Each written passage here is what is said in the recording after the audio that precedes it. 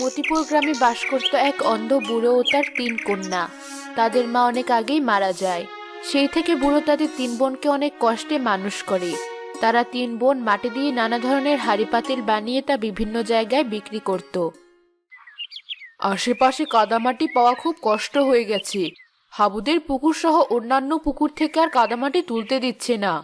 হ্যাঁ বোন, যদি কাদামাটি তুলতে না দেয় তবে যে আমরা না খেয়ে মারা যাব। কাদা দিয়ে পাতিল তৈরি করে তা বিক্রি করে তো আমরা সংসারটা চালাই। শুনেছি উত্তরের জঙ্গলে 3টে পুকুর আছে। আমরা 3 বোন 3 পুকুরে গিয়ে কাদা দিয়ে অনেক পাতিল তৈরি করতে পারি।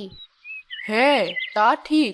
কিন্তু আমাদের তো তাহলে অনেক দিনের জন্য বাড়ি থেকে বের হতে হবে, কারণ এত দূরের পথ।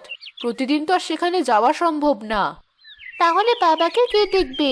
বাবাকে একা একা থাকতে পারবে? আমাকে নিয়ে তোরা ভাবিস না মা। আমি তো আমার নিজের সব কাজ করতে পারি। আমি নিজেকে সামলে নিতে পারবো। তাহলে আমরা 3 বোন কালকে জঙ্গলের উদ্দেশ্যে রওনা দিব।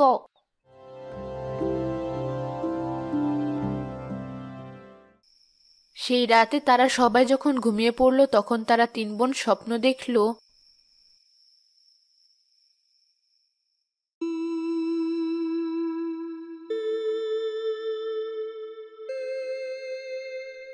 ঋতু, রূপা, তোরা তাড়াতাড়ি হাতের কাজ শেষ কর।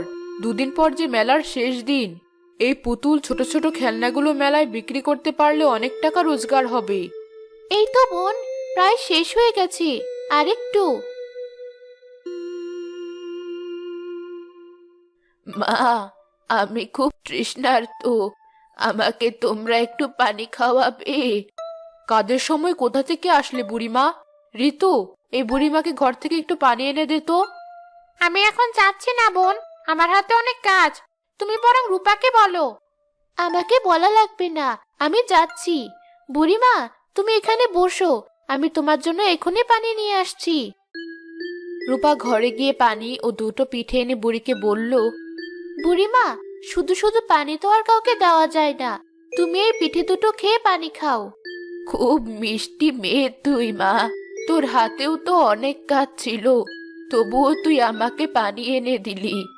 আমার কাজের থেকে তোমার খিদের দাম যে অনেক বেশি বুড়িমা।